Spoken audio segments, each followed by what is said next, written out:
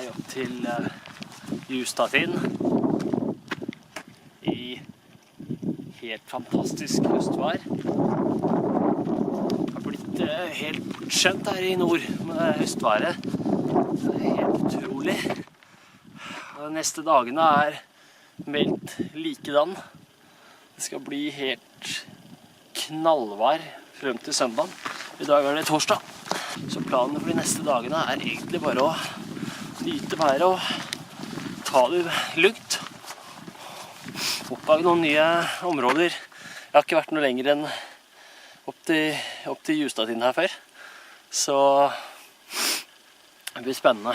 Det å bare være ute i det der skillet mellom høst og vinter. Jeg tror like gjerne jeg slår opp teltet mitt her på Justadtind. Det er jo perla i bakken. Det er fryst. Det er ikke mulig å sette opp teltflugg nedi her. Så jeg låner steiner fra Varden her, og så bardinerer jeg med steinene.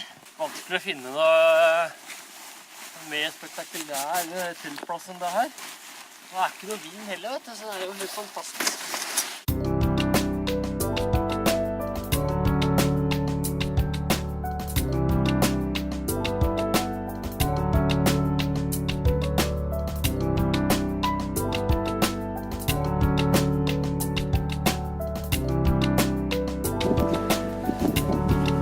Sånn. Det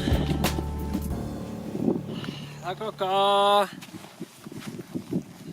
litt over 2:30. Det kan godt hende at det ikke blir så veldig lenge til sola forsvinner bak skyene der.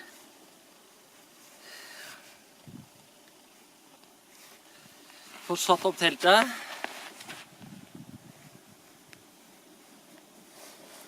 Nå må vi bare håpe at det holder. Jeg har lånt alle steiner fra verden nesten. Nå tenkte jeg egentlig at jeg bare skal gå litt til veggen her og bare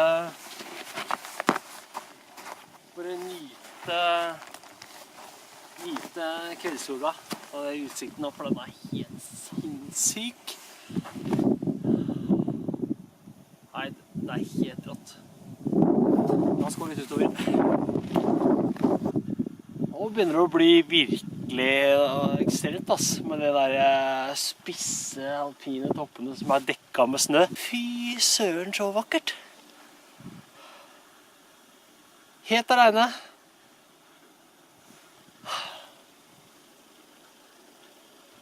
Helt stille. Nei, det er helt utrolig. Jeg vet av erfaring at fra tidligere erfaring at det går an å gå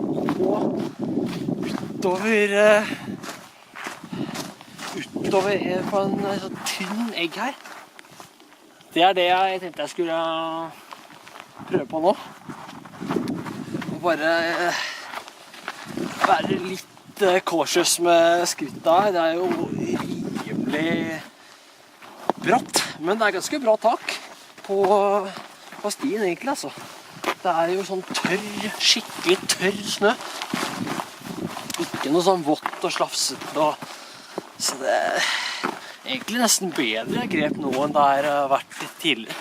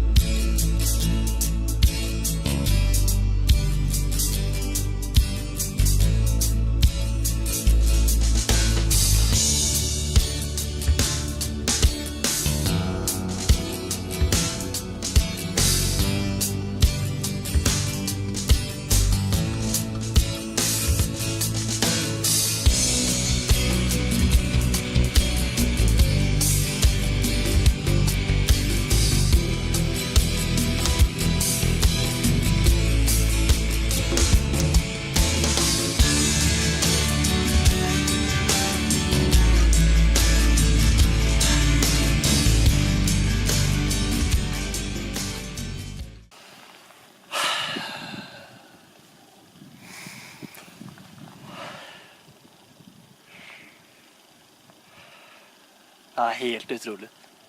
Det bare helt utrolig. Se på det her, liksom. Det bare helt sinnssykt vakkert. Wow.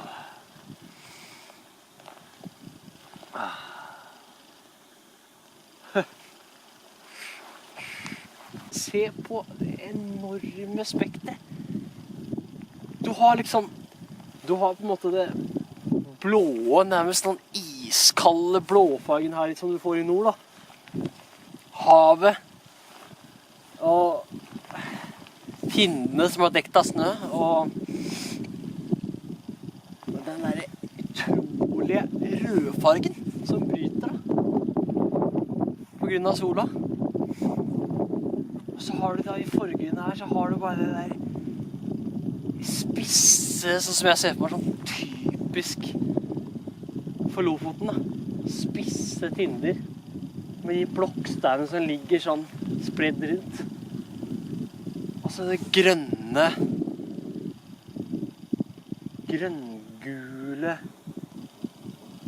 gresset som dekker det. Som ligger her i forgrunnen, for dette var enorme maleriet av en utsikt. Det helt utrolig. Dette virkelig, liksom?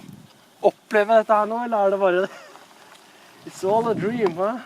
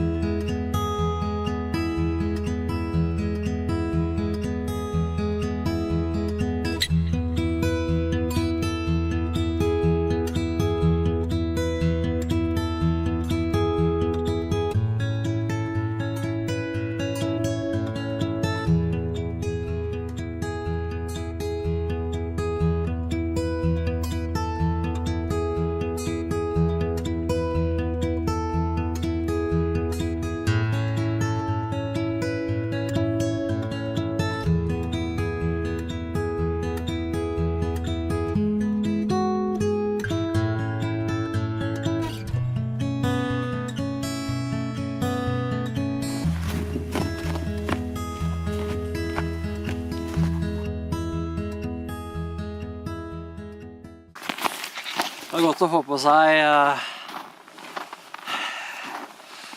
dunjakka. Det blir ganske kjølig opp her. Jeg vet ikke hvor mange minus det kan være, men det er nok et par, for å si det sånn. Det er vel kanskje oppe i, eller oppe, nede, burde det mer riktig å si. Nede i 5, 6, 7. Kanskje det var litt å ta i, jeg vet ikke. Det kommer jo litt vind da. Så det blir jo noe effektive. Det blir jo litt annen, det blir jo litt forskjell når du får den vinden i tillegg. Jeg tenker jeg bare skal legge sekken inn i teltet. Og så har jeg liksom gjort det før det blir helt mørkt. Og så skal jeg egentlig bare fortsette å være ute. Det er derfor jeg her. Det er hele poenget. Skal ikke inn i teltet jeg nå. Da skal jeg heller ta når det blir mørkt. Da skal jeg bare nyte.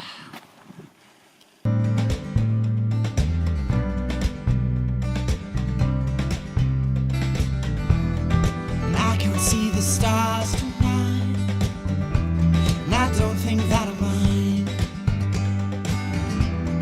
I'm caught up in this endless passion to live in the moment. But the moment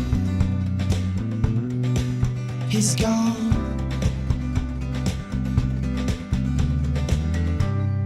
La da da dum, da da da dum.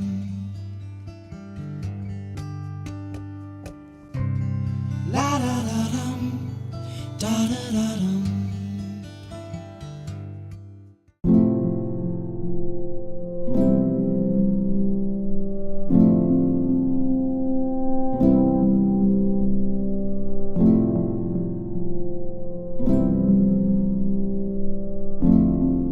Ny dag, nye muligheter. Vært så heldig å få med meg soloppgangen her oppe på Justatind. Utrolig flott. Spesielt å se liksom hvordan det ble på en måte lysere og lysere. Det var nesten sånn blåtime til å begynne med. Og så ble det på en måte, så det liksom at landskapet sakte, men sikkert kom frem i lyset.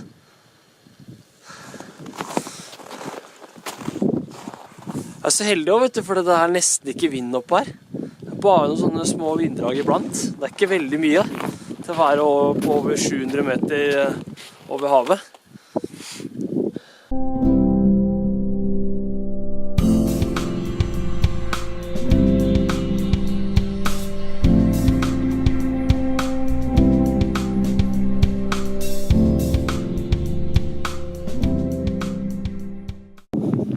Og jeg har svære havørner som sirkler over meg her. Det er en der. Så er det en lenger bort der. Jeg hadde det over meg her sist også. Utrolig majestetisk, altså. De svære fuglene som bare flyr liksom i ring rundt deg. Mestere til å seile på vinden. Helt utrolig å se på. Sist kom den ene litt vel på meg, da. Litt vel nærgående. Den sirklet liksom over hodet mitt ganske langt over meg, da. Men så begynte den liksom å dukke ned mot meg. Da kjente jeg meg litt småutrygg. Begynte å veive litt med armene og sånn. Ja, det er utrolig flotte dyr. Utrolig flotte fugler. Jeg har sett mange av dem her på Lofoten. Vi trives nok her.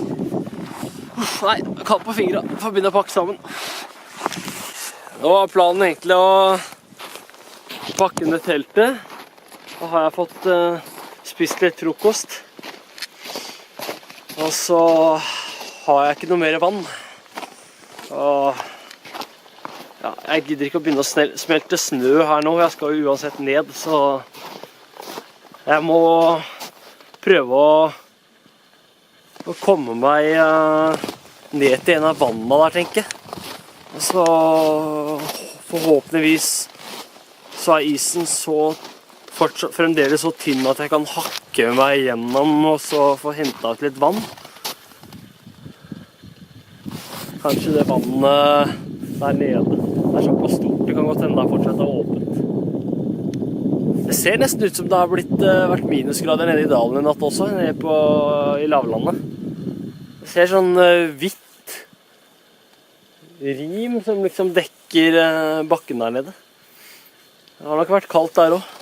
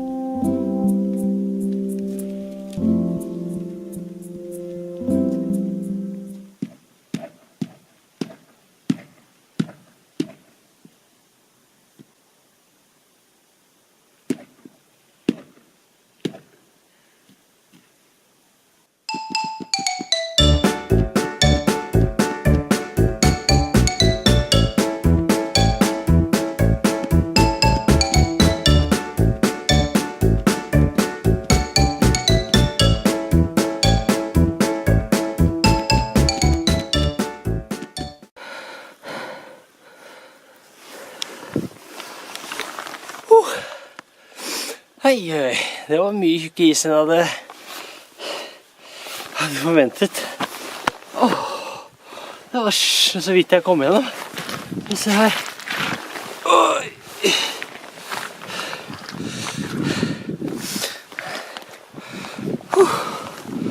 Ja, den var det er bra tykkelse på. Du kan faktisk gå på den isen her.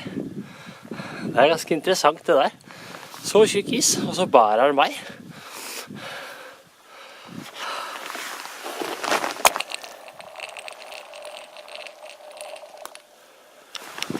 Køling.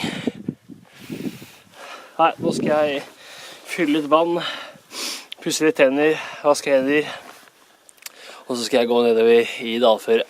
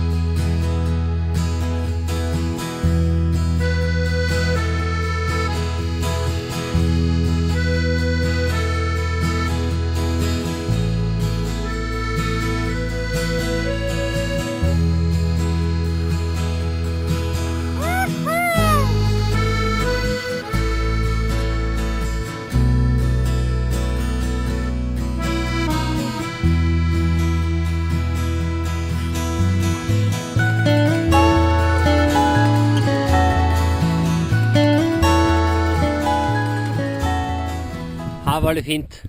Funnet en liten bekk som renner. Fantastisk liten fin bekk.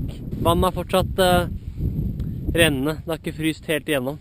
Det er helt utrolig hvor fort dagen går, altså. Det er helt rart. Jeg føler at det føles som jeg akkurat så opp. Bare vandret en kort tur liksom, og så er dagen på hell igjen da. Det gjelder virkelig å bare følge sola, alt jeg må si, stå opp når sola står opp, eller sola kommer, og få med seg dagslyset. Jeg kjenner bare på en sånn enorm takknemlighet over å kunne få oppleve det her, rett og slett. Det er helt utrolig. Snøen som jeg har tatt med meg det fra Justadtid, men ser ut som sånn melis. Bare drysser sånn lett av duken.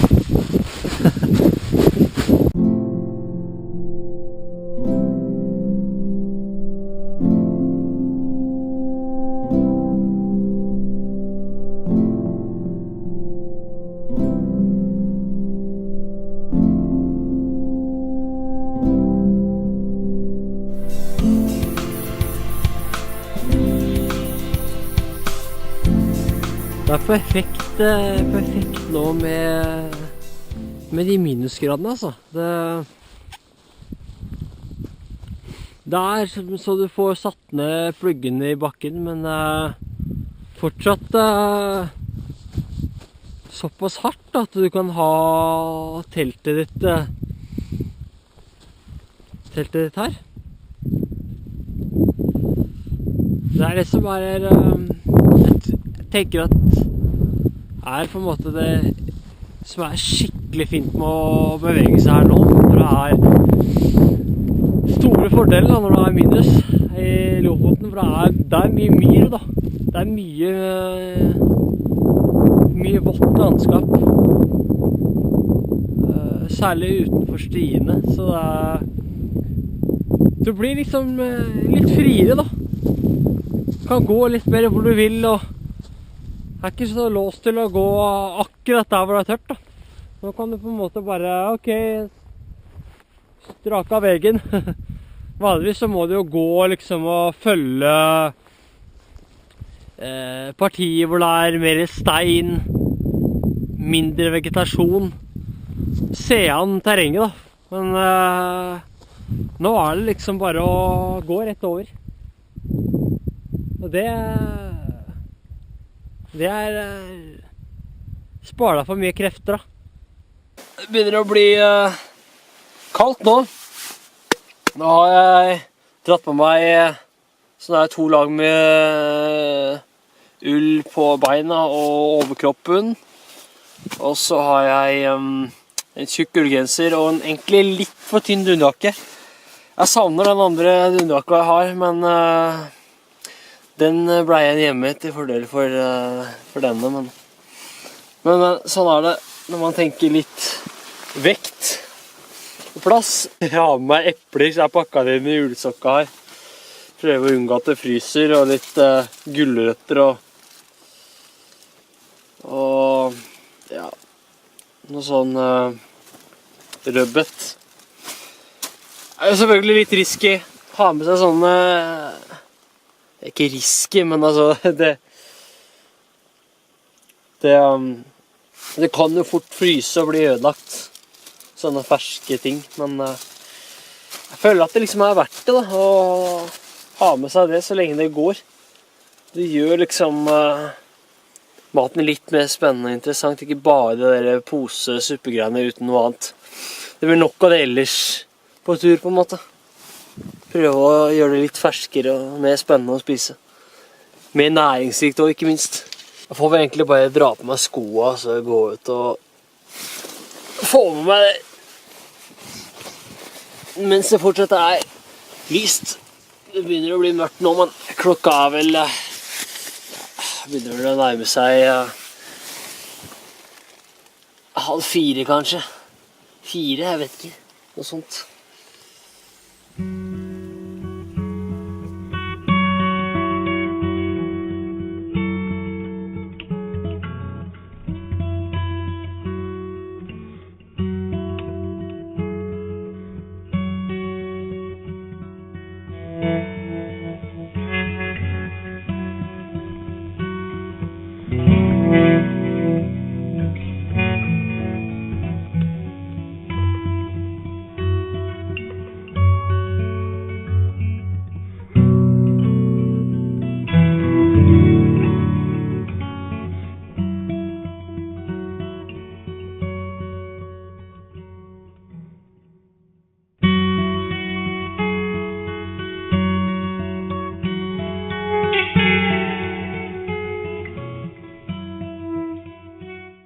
Ja, god morgen.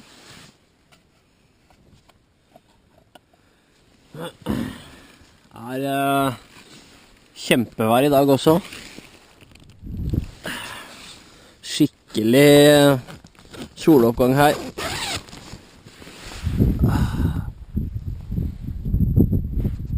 Jeg ligger utrolig godt inni dalen der, holdt jeg på å si. Jeg ligger veldig bra i forhold til ly for vinden og sånn. Det har ikke vært noe særlig vind i teltet, kun sånne små vindkast. Så det er veldig bra. Jeg fryser litt i natt. Merkelig nok så jeg fryser mer her enn jeg gjorde oppe på Justadtind. Frokost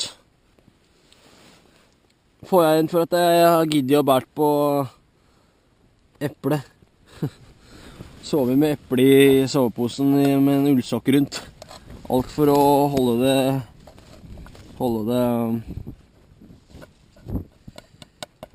på plussida, så ikke det fryser.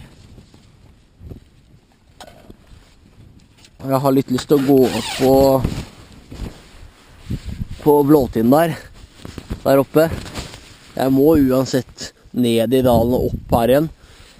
Jeg lurer litt på det, ass. Om jeg skal opp på den der, den var jo Så utrolig vakker den toppen der.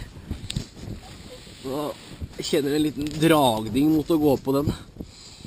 Men vi får se etter hvert som vi får pakket sammen og kjenne litt på hvor mye vind det er i dag og sånn. Og hvor mye energi jeg har.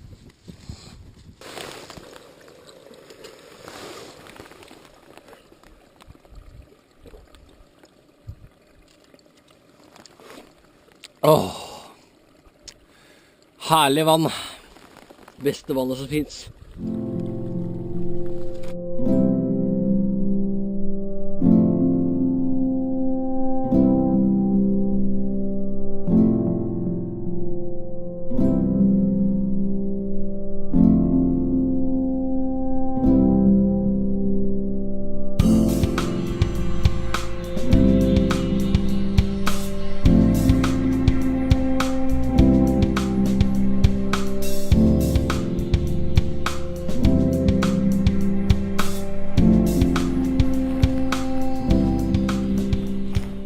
Vestvågøys skjulte perle. Her er det ikke mange som går på stiene. Her går det nok mest sau. Og en og annen turgåer. Det er utrolig, ass. Med tanke på at Lofoten i år har hatt ny rekord i antall turister. Og mye debatt rundt veldig mye slitasje på stiene. Mens her er det helt så vidt du ser stien, vet du.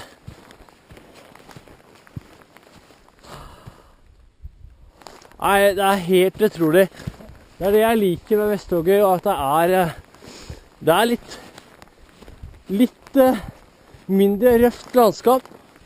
Litt mer flatere terreng, men du har på en måte fjellene også. Det er liksom en skikkelig variasjon. Utrolig fint.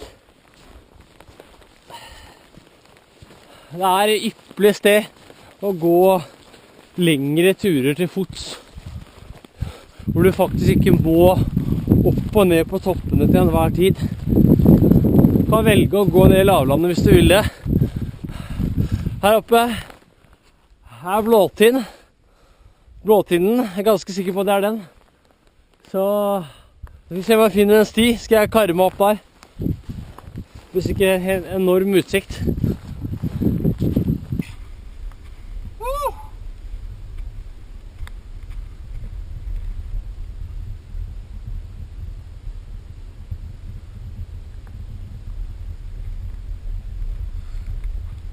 Helt vanvittig! Skikkelig bratt. Må bare passe på litt hvor man går. Oi! Hahaha! Ohoho! Oi, oi, oi.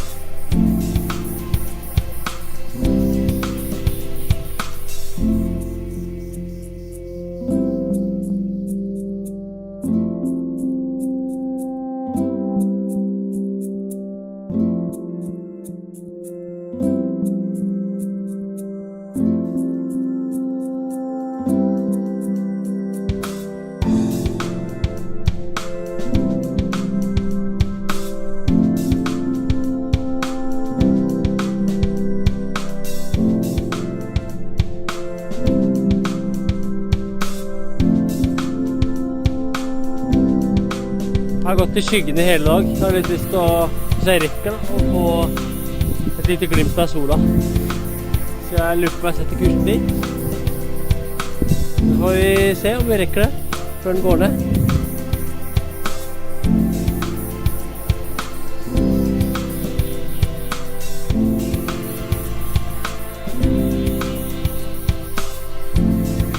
Da har vi sola. Siste gløtt før den forsvinner bak fjellet der. Klokka bare litt over 1. Men den ligger så lavt på himmelen nå, så det er derfor jeg ikke har sett noe tidlig i dag heller. Den legger seg liksom bare bak fjellene. Jeg er litt på feil side av øya. Mesteparten av sola ligger bak meg der. Det er der den er nå på den tiden av året. Oi, oi, oi, ja, vakkert.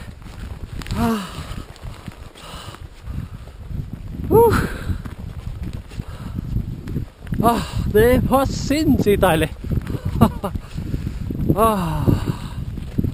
Savner, vet du, bare borte en dag. Jeg tenkte hvordan det blir noe med mørketid.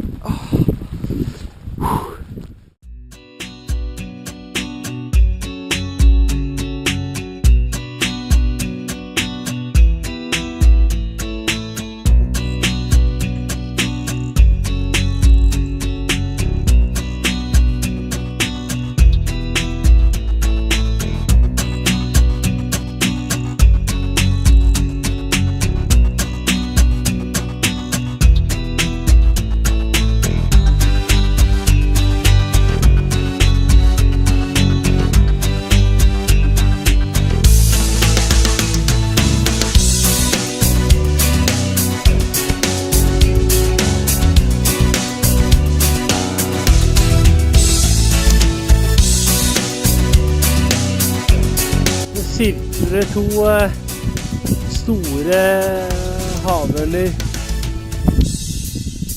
her borte.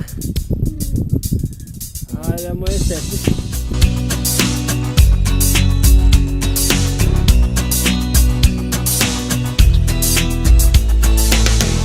Livet er ikke så verst.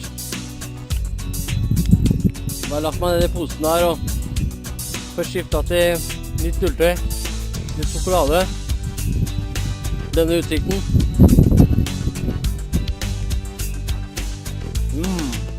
Fantastisk. Jeg duppet litt i soveposen i stad. Det var godt å bare legge seg ned litt, kjente jeg var sliten. Slått opp telt der, rett bak en liten høyde her, litt på de steinene der. Litt ly for vinden.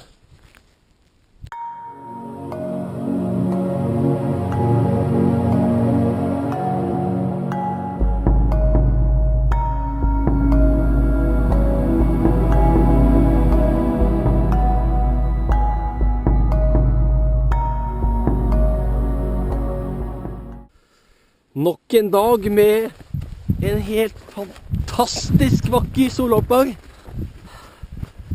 som kaster sine stråler over landskapet.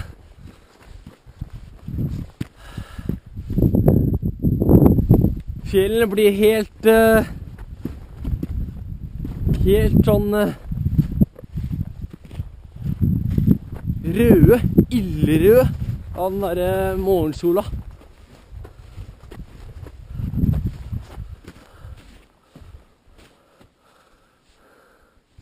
Det er da det er verdt å campe på litt utsatte steder. Jeg har hatt en god del vind i natt faktisk. Det var veldig rolig når jeg slo opp teltet.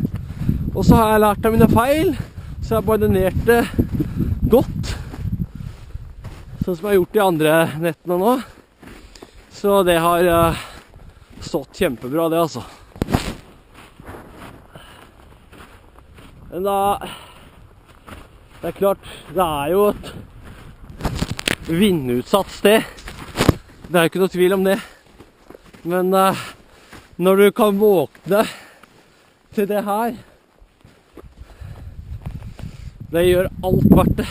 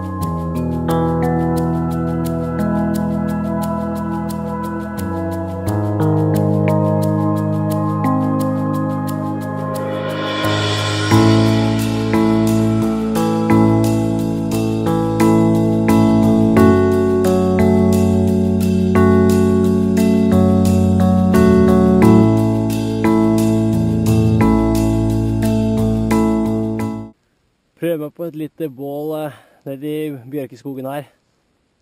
Hvor mye varme det blir av det vet jeg ikke, men det litt våt ved og sånn. Det mest for kosens skyld. Man savner litt det der oppe i nord, den der bålkosen. Så da får man prøve å gjenskape litt av den stemningen. Så da blir jeg plukket opp 2 kilometer unna her om en halvannen times tid. Så da tenkte jeg kan jo egentlig bare prøve å få i gang et bål. Se tilbake på en fantastisk tur og bare titte inn i flammene.